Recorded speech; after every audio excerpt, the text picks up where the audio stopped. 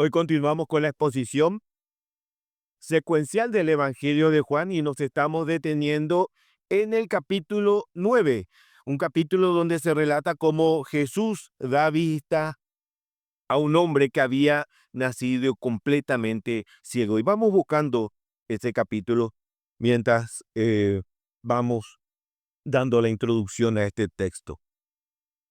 Según la cronología del Evangelio de Juan, estamos a solo unos meses de que el Señor Jesús sea crucificado. Estamos ya en su tercer año del ministerio terrenal. Y el Evangelio de Juan, hermanos, dedica todo el capítulo 9 a esta sanación. Y gran parte de este capítulo es dedicado a la reacción que este milagro provocó. La reacción de la multitud que conocía a este ciego durante varios años, que se sentaba frente al templo para pedir limosna y que de un día para el otro estaba sanado. La reacción de los líderes religiosos. La reacción de los padres de este hombre que había sido sanado. Pero por sobre todo, la reacción de este hombre que recibió este milagro de parte del Señor Jesús. Y quiero que me acompañen con la lectura del capítulo 9. Lo vamos a leer en extensión porque ya, como ya mencioné en el sermón anterior, hay una unidad de pensamiento en todo este capítulo. Y si bien vamos a centrar la porción de las Escrituras entre el versículo 19 y el versículo 29, es importante que tengamos todo el escenario presente mientras eh, nuestras mentes pueden dimensionar el contexto de este sermón. Versículo 1. Al pasar Jesús vio a un hombre ciego de nacimiento, y sus discípulos le preguntaron diciendo: Rabí, ¿quién pecó, este o sus padres, para que naciera ciego? Jesús respondió: Ni este pecó ni sus padres, sino que está ciego para que las obras de Dios se manifiesten en él. Nosotros debemos hacer las obras del que me envió mientras es de día. La noche viene cuando nadie puede trabajar. Mientras estoy en el mundo, soy la luz del mundo. Habiendo dicho esto, escupió en tierra e hizo barro con la saliva y le untó el barro en los ojos y le dijo: Ve y lávate en el estanque de Siloé, que quiere decir enviado. Él fue, pues, y se lavó y regresó viendo. Entonces los vecinos y los que antes le habían visto que era mendigo decían: ¿No es este el que se sentaba y mendigaba? Unos decían: Él es. Y otros decían: No, pero se parece a él. Y él decía: Yo soy. Entonces le decían: ¿Cómo te fueron abiertos los ojos? Él respondió: El hombre que se llama Jesús hizo barro, lo untó sobre mis ojos y me dijo: Ve al Siloé y lávate. Así que fui, me lavé y recibí la vista. Y le dijeron: ¿Dónde está él? Y él dijo: No sé. Llevaron ante los fariseos al que había sido ciego, y era día de reposo el día que Jesús hizo barro y le abrió los ojos. Entonces los fariseos volvieron a preguntarle también cómo había recibido la vista. Y él les dijo: Me puso barro sobre los ojos, me lavé y veo. Por eso algunos de los fariseos decían: Este hombre no viene de Dios porque no guarda el día de reposo. Pero otros decían: ¿Cómo puede un hombre pecador hacer tales señales? Y había división entre ellos. Entonces dijeron otra vez al ciego: ¿Qué dices tú de él, ya que te abrió los ojos? Y él le dijo: Es un profeta. Entonces los judíos no le creyeron que había sido ciego y que había recibido la vista, hasta que llamaron a los padres del que había recibido la vista y le preguntaron diciendo: ¿Este es vuestro hijo, el que vosotros decís que nació ciego? ¿Cómo es que ahora ve? Sus padres entonces le respondieron: Sabemos que es nuestro hijo y que nació ciego, pero ¿cómo es que ahora ve? No lo sabemos. ¿O quién le abrió los ojos? Nosotros no lo sabemos. Preguntadle a él qué edad tiene. Él hablará por sí mismo. Sus padres dijeron esto porque tenían miedo a los judíos, porque los judíos ya se habían puesto de acuerdo en que si alguno confesaba que Jesús era el Cristo, fuera expulsado de la sinagoga. Por eso sus padres dijeron: ¿qué edad tiene? Preguntadle a él. Por segunda vez llamaron al hombre que había sido ciego y le dijeron: da gloria a Dios. Nosotros sabemos que este hombre es un pecador. Entonces él les contestó: si es pecador, no lo sé. Pero una cosa sé, que era ciego y ahora veo. Le dijeron entonces: ¿qué te hizo? ¿Cómo te abrió los ojos? Y él le contestó: os lo dije y no me escuchasteis. ¿Por qué queréis oírlo otra vez?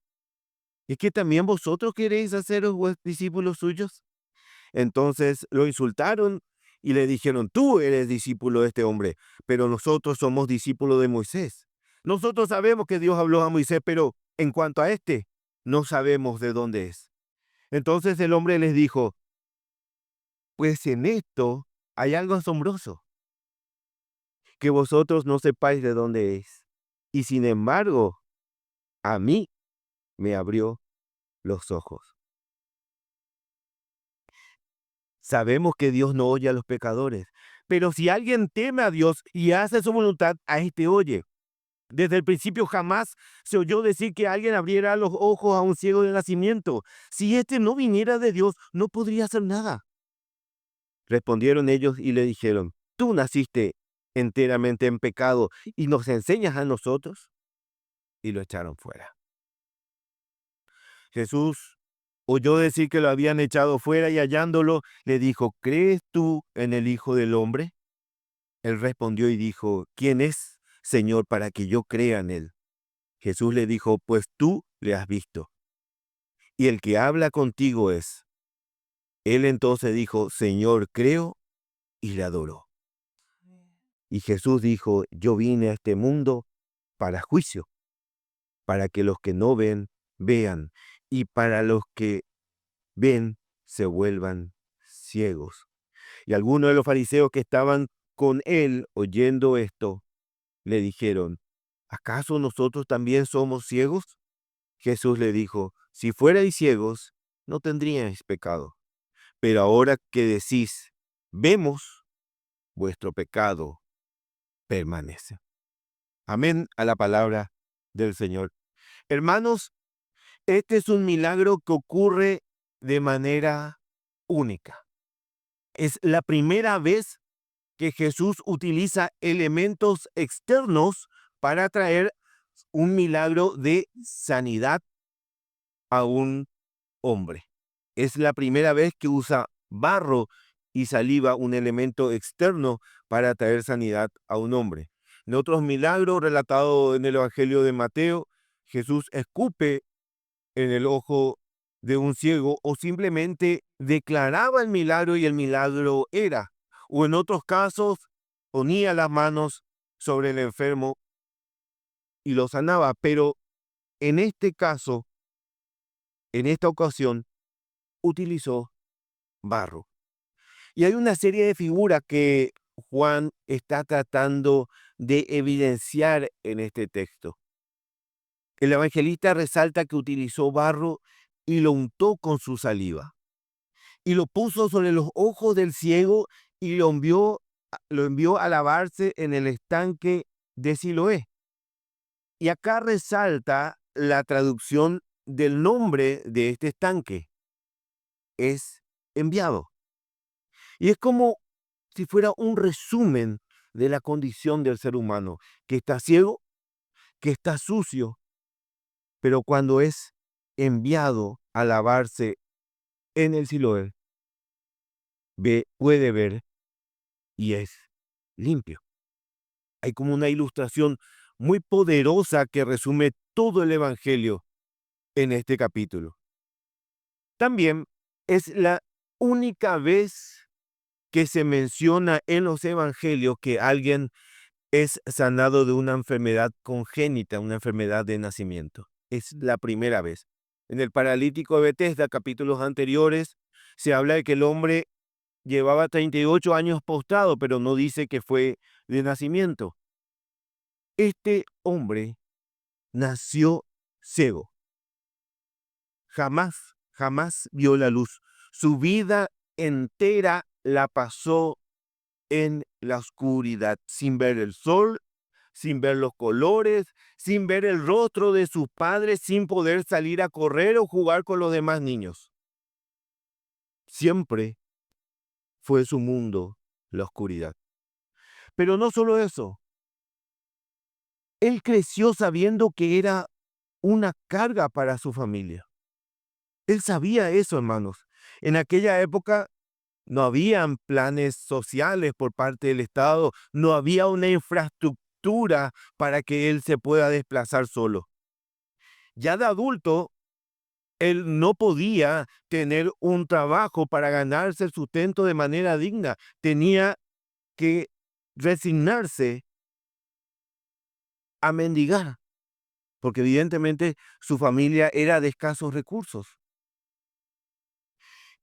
Y si vemos todo el texto, si vemos todo este texto que leímos, podemos identificar 3 momentos centrales en este pasaje. 3 momentos centrales. El primer momento central va al versículo 1 al 12, donde se produce el milagro mismo. Un joven de nacimiento que recibe el ciego de nacimiento que recibe la vista. Y Jesús destaca que él nació ciego por determinación de Dios para que las obras de Dios se manifiesten en él. Esto es lo que desglosamos en el sermón anterior. El segundo momento central de este pasaje ya se desarrolla en el templo, que va desde el versículo 3 al 34, donde se produce este interrogatorio por parte de los fariseos y deja en evidencia lo que había en el corazón de cada uno de los involucrados. No por nada, hermanos, este fragmento es el que ocupa más espacio dentro del pasaje que hemos leído. Y el tercer momento central ya es al final de este pasaje, entre los versículos 35 y 41, que es el sublime momento en el que este hombre que fue sanado se encuentra con Jesús afuera del templo, y es donde la gracia y la misericordia del Señor es confirmada en su vida. Y como dije, hermanos, hoy pretendo enfocarme no en el milagro en sí, sino en las reacciones que este milagro provocó. Esto es en el segundo escenario, en el templo, donde se hace este amplio interrogatorio por parte de los fariseos. Y fíjense en esta particularidad. Este capítulo es muy particular porque Jesús aparece al comienzo del capítulo y al final. En todo el medio, Jesús no está. Hay un enorme debate, un interrogatorio. Eso ocupa la mayor parte del capítulo. Hablan de Jesús, debaten sobre Jesús, pero Jesús no está. Y la primera reacción que vemos por este milagro es la reacción de la multitud que está asombrada.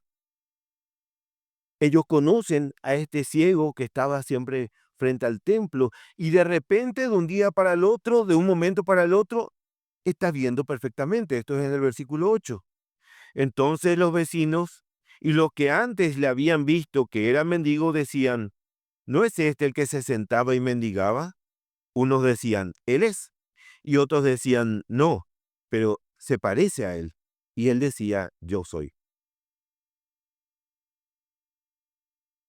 Tenemos, hermanos, a una multitud asombrada y a este hombre que era ciego y da testimonio de cómo un tal Jesús que él no conocía vino, le untó barro y ahora podía ver. Esta multitud asombrada ahora necesitaba respuesta porque el ciego no sabía quién era Jesús. Así que lo llevan junto a los fariseos. Ellos eran los líderes religiosos, los conocedores de la Escritura. Este milagro tan impresionante, único, ¿vino de Dios? ¿De dónde vino? ¿Cómo ocurrió? La multitud quería respuestas. La multitud quería saber quién y cómo, con qué poder se hizo este épico milagro. Y lo llevan junto a los fariseos para que ellos puedan explicar esto. Y acá hay un punto muy importante, hermanos. El nombre de Jesús ya era muy conocido, muy reconocido para este momento. Recuerden que cuando él sube a la fiesta de los tabernáculos, 2 capítulos atrás, todos se preguntaban por Jesús y murmuraban por lo bajo porque sabían que los fariseos ya habían determinado darle muerte. Todos se preguntaban por Jesús. Y ahora aparece este ciego y dice, Jesús me sanó. Y surgen preguntas entre el pueblo. ¿Este hombre viene de Dios o no? Si no viene de Dios, ¿cómo hace este milagro? Y si viene de Dios, ¿por qué los líderes religiosos, por qué los fariseos quieren matarlo? Entonces buscan a los representantes del templo para que expliquen esto. Los fariseos ya conocían de memoria el nombre de Jesús. E incluso ya empezaba a evidenciarse que también había una fisura interna entre los líderes religiosos a consecuencia de su mensaje. ¿Recuerdan cuando los alguaciles fueron enviados a prender a Jesús en el capítulo 7, desde el versículo 6? ¿Cómo se enciende este debate ante el planteamiento de Nicodemo? Cuando regresaron los alguaciles y respondieron, jamás hombre alguno ha hablado así. Entonces los fariseos le contestaron, ¿es que también vosotros habéis dejado engañar? ¿Acaso ha creído en él alguno de los gobernantes o de los fariseos? Pero esta multitud que no conoce la ley, maldita es. Y ahí sale Nicodemo y dice, el que había venido a Jesús antes de noche y era uno de ellos, ¿acaso juzga nuestra ley a un hombre a menos que se le oiga primero y se sepa lo que hace? Y respondieron y le dijeron, ¿eres tú también de Galilea? Investiga y verás que ningún profeta surge de Galilea. Y cada uno se fue a su casa. Estos fariseos, días antes, estaban discutiendo entre sí a consecuencia de Jesús. Y ahora le traen a este hombre que había sido ciego, que todos lo conocían, y dice, Jesús me sanó. Y estos hombres ahora se ven obligados a hacerle un interrogatorio a este hombre, con una muchedumbre esperando respuestas detrás. Y no obligados a interrogarlo para saber sobre Jesús, sino obligados a interrogarlo para dar algún argumento con el cual ellos puedan desacreditarlo, porque ellos lo rechazaban abiertamente y hasta deseaban matarlo. Por lo que ahora, hermanos, ellos no pensaban salir y decir, este es un gran milagro por parte de Dios. Eso no iba a ocurrir jamás, no por parte de ellos.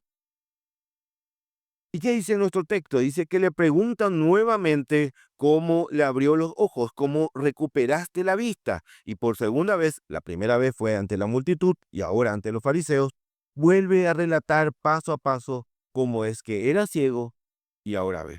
Versículo 16. Por eso algunos de los fariseos decían, este hombre no viene de Dios, porque no guarda el día de reposo. Pero otros decían, ¿cómo puede un hombre pecador hacer tales señales?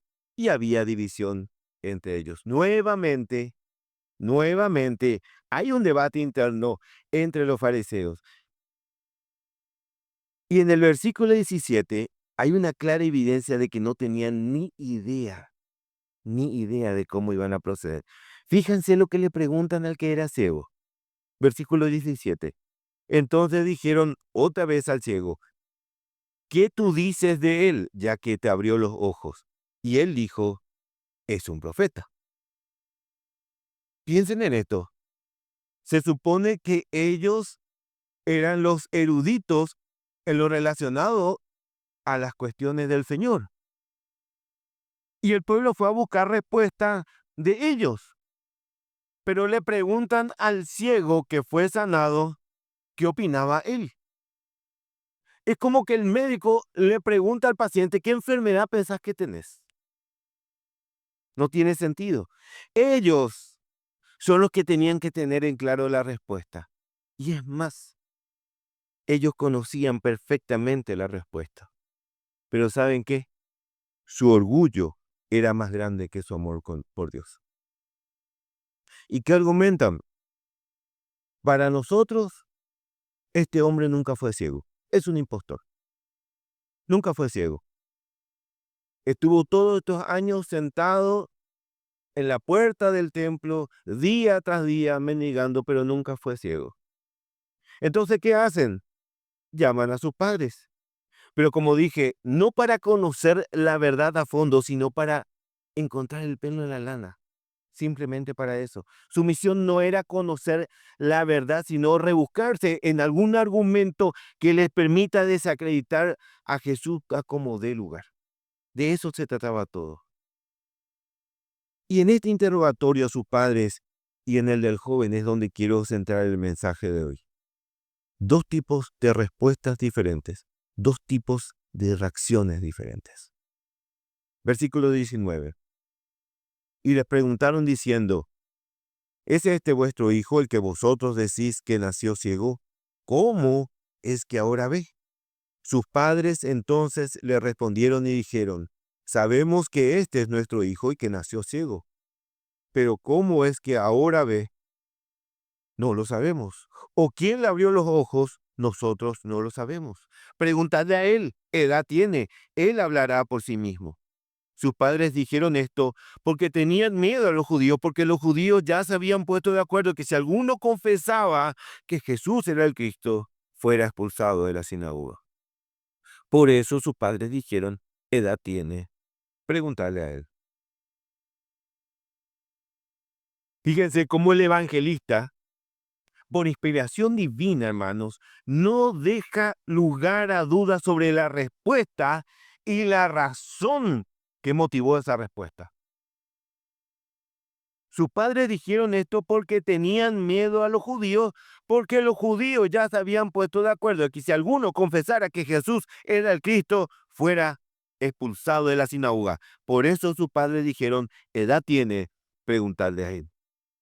El texto, hermanos, deja en claro que sí sabía cómo su hijo recibió la vista. Ellos tenían en claro que fue por Jesús. Pero en lugar de responder directa y claramente sobre la obra y dar testimonio de Jesús, ellos aplican la ley del Nemotadu, la ley del desentendido. Y yo quiero que dimensionemos un poco esto por un momento, hermanas. Por primera vez en la vida de este hombre hay vista en sus ojos. Por primera vez, esa mamá y ese papá sabían que desde que su hijo nació, él no conocía sus rostros. Jamás vio los rostros de sus padres. Y ahora su hijo los podía reconocer. Ahora podía ver. Hermanos, hoy en día, con todos los avances médicos y tecnológicos, recuperar la vista es un milagro. Así que imagínense lo que significaba para aquellos días. ¿Cómo te sentirías si uno de tus hijos nace con esa condición y de repente por la obra de Dios puede ver? ¿No proclamarías a los cuatro vientos su misericordia y su poder? ¿Verdad? Era algo único, era algo trascendente, era algo impresionante, hermano, y fue hecho en su propio hijo, en su propio hijo. Y algo que escapaba a su poder económico, no es un milagro que vos podés comprar.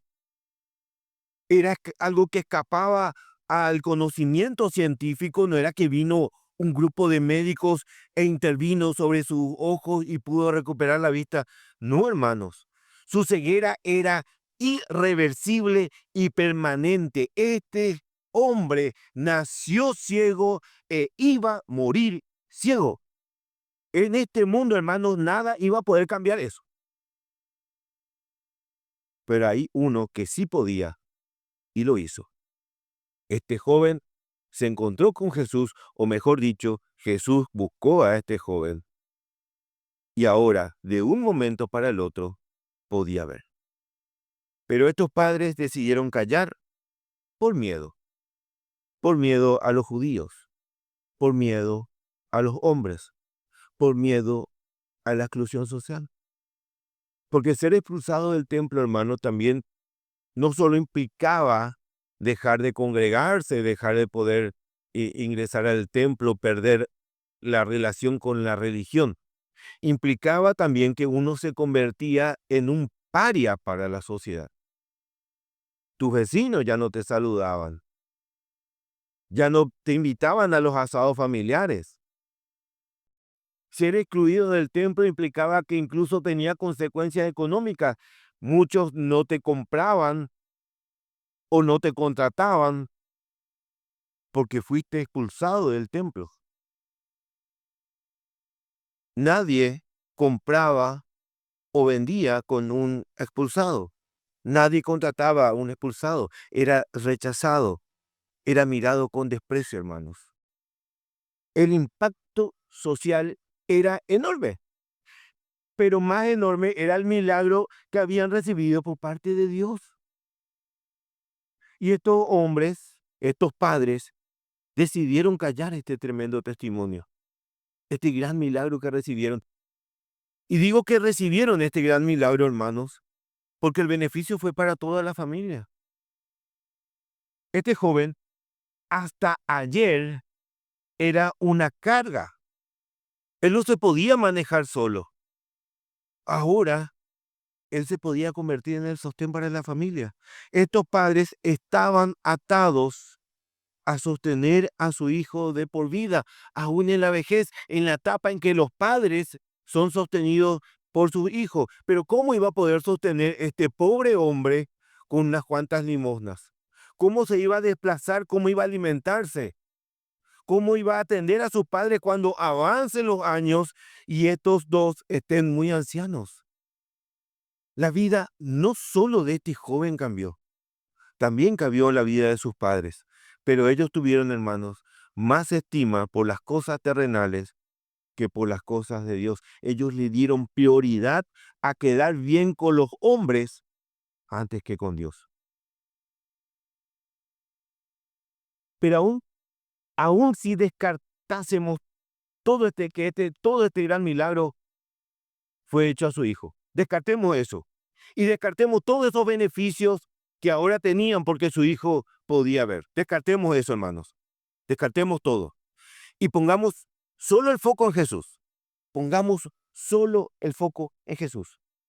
Hermanos, estamos ante la mano poderosa de Dios haciendo un milagro, devolviendo la vista a un ciego de nacimiento por primera vez en la historia.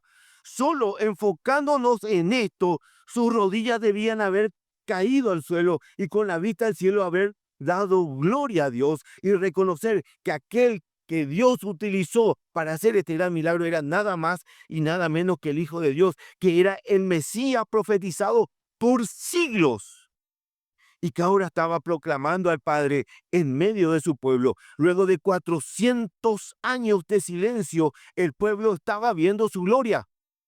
Gloria como del unigénito del Padre, lleno de gracia y de verdad. Hermanos, cualquier testigo de esta señal, por más extraño que sea, podía reconocer que el poder de Dios se estaba manifestando por medio de Jesús y eso era más que suficiente argumento para dar testimonio. Pero estos padres amaron más los privilegios del mundo que la verdad. Decidieron quedar bien con los hombres, hermanos, antes que con Dios. Tuvieron más temor de los hombres que de Dios. Qué triste, ¿verdad?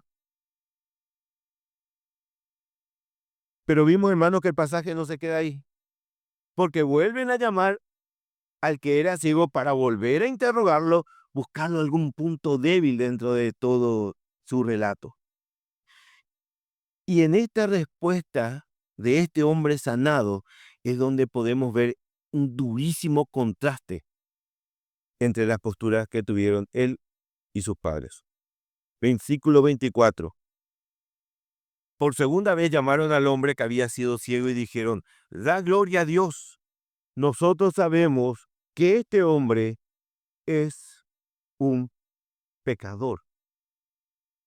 Acá ya sube el tono de las palabras. Ya hay acusaciones. No mientas. Este hombre es un pecador. No es especial. No viene de Dios. No es un profeta. Es un pecador.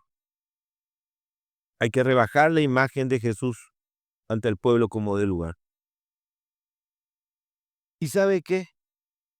Si estos fariseos le decían al que era ciego que era un pecador, decían la verdad. Si estos fariseos le decían a cualquiera de la multitud que estaba en ese momento en el templo que era un pecador, decían la verdad. Si usted estaba en esa asamblea en aquel tiempo y los fariseos le decían a usted que usted es un pecador, decían la verdad. Si me decían a mí que era un pecador o que soy un pecador, decían la verdad, hermano. Pero contra el Hijo de Dios,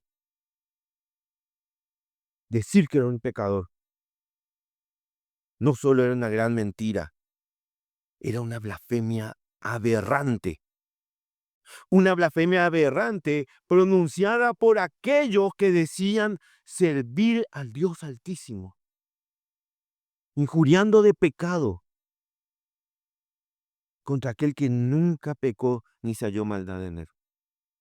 Imagínense, hermanos, estos hombres, estos fariseos que se encontraban ante una manifestación notoria y única de la mano de Dios que confirmaba que el Padre respaldaba al Hijo. Estos hombres decidieron negar los hechos claros e incontundentes y en vez de glorificar a Dios, decidieron blasfemar contra el Hijo de Dios. Nosotros sabemos que este hombre pecador. Qué reacción tan triste. Fíjense que Jesús siempre provoca reacciones, hermano, en algunos malas y en otros hermosas. Vimos la reacción de la multitud, vimos la reacción de los padres, ahora estamos viendo la reacción de los fariseos. Nosotros sabemos que este hombre es pecador. Nosotros sabemos. No sabían nada, no sabían nada. Pero la respuesta del hombre que fue sanado ante esta blasfemia fue impecable. Entonces él contestó, versículo 25, si es pecador, no lo sé. Una cosa sé, que yo era ciego y ahora veo. Aquel que recibió la luz del mundo, hermanos, aún en su ignorancia, sabe por los hechos palpables que Jesús es real. Una cosa sé, que yo era ciego, ahora veo. Los hechos son claros, la señal es clara. Estamos ante una manifestación perfecta de la mano de Dios. Versículo 26. Entonces le dijeron, ¿qué te hizo? ¿Cómo te abrió los ojos? Y él le contestó, ya os lo dije y no me escuchasteis. ¿Por qué queréis oírlo otra vez? ¿Que también vosotros queréis haceros discípulos suyos? Demasiado me gusta el toque de sarcasmo. Parece muy interesado en conocerle. ¿Será que ya quieren hacerse sus seguidores? Y esto lo dice sabiendo que estos fariseos odiaban a Jesús.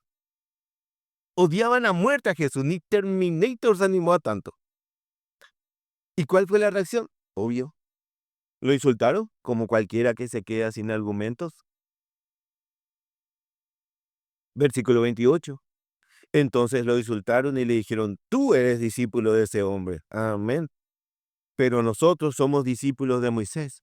Nosotras sabemos que Dios habló por Moisés, pero En cuanto a este, el tono despectivo, en cuanto a este, no sabemos de dónde es. Y nuestro amigo sanado, lejos de doblegarse ante estos fariseos, versículo 30, respondió: pues en esto hay algo asombroso, que vosotros no sepáis de dónde es, y sin embargo, a mí me abrió los ojos. Qué tremendo.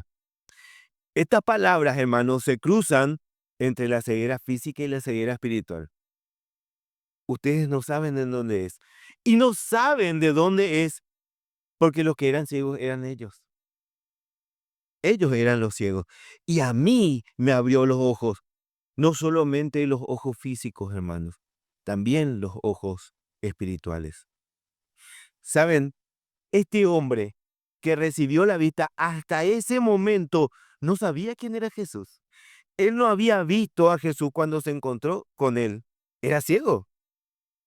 Y quizás ni siquiera había oído hablar de Jesús. El texto no dice que conocía a Jesús o que le había escuchado anteriormente. Y cuando recibió la vista, Jesús ya no estaba cerca. Le preguntan, ¿y quién es? No sé. No tengo idea. Así que él no conocía a Jesús. Y estos fariseos tampoco conocían a Jesús. Pero entre este hombre sanado y estos fariseos había una diferencia sustancial. Ambos no conocían a Jesús, pero este hombre sí quería conocer a Jesús y los fariseos no. Estos fariseos no. Sus ojos espirituales, hermanos, fueron abiertos. Ya no era ciego. Ahora podía reconocer al Mesías. Versículo 31. Sabemos que Dios no oye a pecadores, pero si alguien teme a Dios y hace su voluntad, a este oye. Desde el principio jamás se había oído decir que alguien abría los ojos a un ciego de nacimiento. Y si éste no viniera de Dios, no podría hacer nada. Respondieron ellos y le dijeron: tú naciste enteramente en pecado y nos enseñas a nosotros. Y lo echaron fuera. Y así termina este escenario. Lo echan del templo. El milagro que había recibido este hombre, épico, único, hermoso, sublime, que debería haber sido motivo de alegría y de adoración a Dios para todos, lo fue solamente para uno, para este que fue sanado. Para el resto, para los demás, motivo de ira, confusión, discusiones, crujir de dientes y blasfemia contra el mismo Dios que ellos decían servir. Qué tremendo. Y hermanos, llegados hasta acá y centrándonos en este segundo escenario, en este interrogatorio y en las reacciones que provocó este milagro en todos los presentes que se mencionan en este pasaje, quisiera extraer 3 pensamientos para que lleven en sus corazones. El primer pensamiento, hermanos: Jesús siempre provoca reacciones. Es imposible estar indiferente ante el mensaje de Jesús. Jesús siempre provoca reacciones. La manifestación de la gracia y la misericordia de Dios es una, pero las manifestaciones son muy diversas. Algunos hermanos, ante el nombre de Jesús, van a caer de rodillas, humillados, adorando su nombre, glorificando a Dios por permitir el medio de reconciliación con Él, como ocurrió con este ciego de nacimiento. Pero para otros, en cambio, hermanos, va a ser hervir la sangre del nombre con el nombre de Jesús. Ante el solo pronunciamiento de su nombre, la ira y el rechazo explotan como si fuera que el glorioso nombre de nuestro Salvador fuera el peor de los insultos, como ocurrió con estos fariseos. Aún para aquellos hermanos que dicen que no hay Dios, el nombre de Jesús provoca consternación e incomodidad. Aún para ellos. ¿Y saben por qué? ¿Saben por qué? Porque siguen ciegos, porque Jesús aún no le abrió los ojos. Si a usted el nombre de Jesús, el nombre de Jesús lo llena de una sublime admiración, que lo lleva con un corazón humillado a darle gracias, a darle gloria y a darle honra, hermanos, es porque usted fue sanado de su ceguera. Y no de cualquier ceguera, de aquella ceguera espiritual, hermanos. Esa ceguera que concibió por Adán y Eva, de cuya simiente venimos y que nos llevaba a un mundo de tinieblas y oscuridad. Pero hoy ve y hoy puede reconocer a su Salvador. Y eso es solo por la mano y por la misericordia de Dios. Solo por eso, hermano. El segundo pensamiento que quiero compartir con ustedes, proclamar a Jesús tiene consecuencias. Proclamar a Jesús sí o sí tiene consecuencias. Vimos en este texto que analizamos hoy las consecuencias que tuvo proclamar a Jesús. Hermanos, usted puede ser un borracho, un adúltero, una adúltera, un ladrón, una ladrona, un chanta.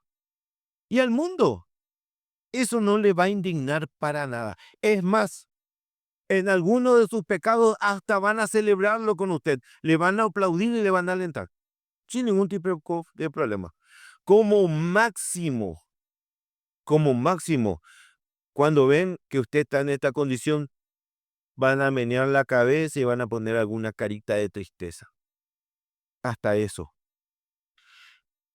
Pero que Cristo lo regenere, que Jesús lo limpie y lo santifique, y que Cristo le abra los ojos, que deje de transitar el camino de la corriente de este mundo y va a ver cómo el mundo se va a levantar en ira en contra de usted.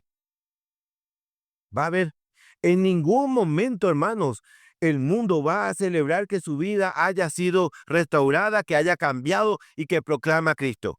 No, Señor, no hay caso. El mundo va a preferir que usted vuelva a la perdición antes que usted siga construyendo su camino de santidad. Cuando usted proclame que Cristo fue quien le abrió los ojos, va a tener consecuencias por parte del mundo. Esto es así.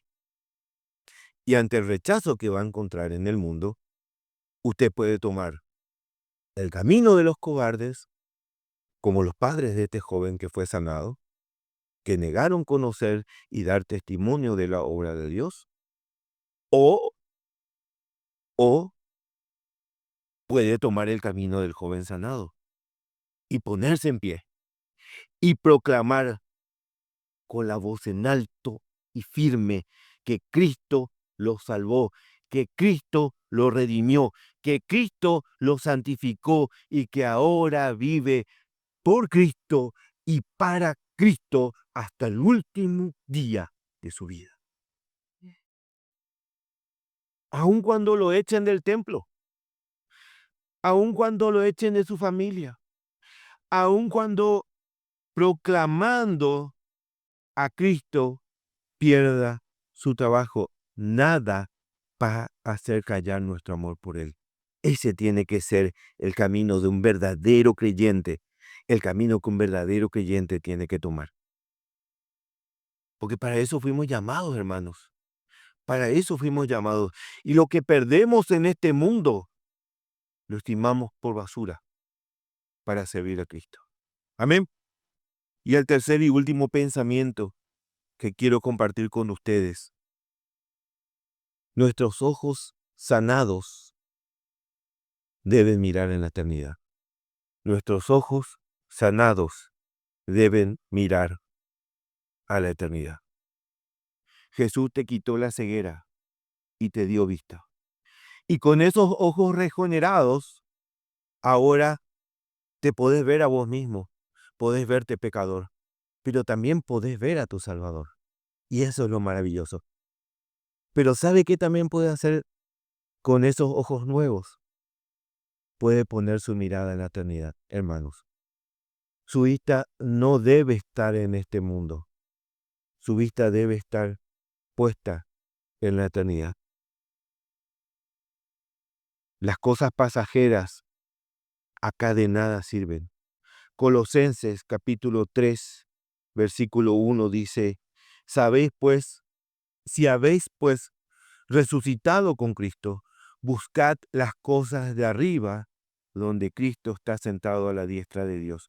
Poned la mira en las cosas de arriba, no en las de la tierra, porque habéis muerto y vuestra vida está escondida con Cristo en Dios. Cuando Cristo, nuestra vida, sea manifestado, entonces vosotros también seréis manifestados con Él en gloria. ¿Sabe? En este mundo, hermanos, proclamar a Cristo siempre va a tener oposición. Esto fue siempre así y va a ser siempre así hasta que Jesús venga en gloria. Juan capítulo 15 del 18 al 20 dice, si el mundo os odia, sabéis que a mí me ha odiado antes que a vosotros. Si fuerais del mundo, el mundo amaría lo suyo. Pero como no sois del mundo, sino que yo os escogí de entre el mundo, por eso el mundo los odia. Acordaos de la palabra que os dije, un siervo no es mayor que su señor. Si me persiguieron a mí, también os perseguirán a vosotros. Si guardaron mi palabra, también guardarán la vuestra. Hermanos, esto es lo que el mundo ofrece. Persecución y odio para los hijos de Dios. Esto es lo que el mundo ofrece. Pero nuestra ciudadanía, hermanos, no está en este mundo, sino allá, en la eternidad, con nuestro Señor y con nuestro Salvador. Así que, hermanos, no miremos a los hombres y no tengamos temor del mundo. No busquemos quedar bien con este mundo. Nosotros no tenemos nuestra ciudadanía acá. Nuestra ciudadanía está en la eternidad. Nosotros acá estamos de paso, hermanos. Estamos de paso. Así que permanezcamos firmes cuando el mundo se levanta en contra. Permanezcamos firmes cuando proclamemos con firmeza a las naciones, a este mundo perdido y a este mundo ciego, que hay una oportunidad. Hay una oportunidad. Hay un regalo inmerecido. Hay una curación para esa ceguera. Hay una sanación. Y esa sanación es Cristo Jesús, nuestro Salvador, hermano. Pues en esto hay algo asombroso, que vosotros no sepáis de dónde es. Pero a mí me abrió los ojos. Demos gracias al Señor. Pongámonos en pie, hermanos.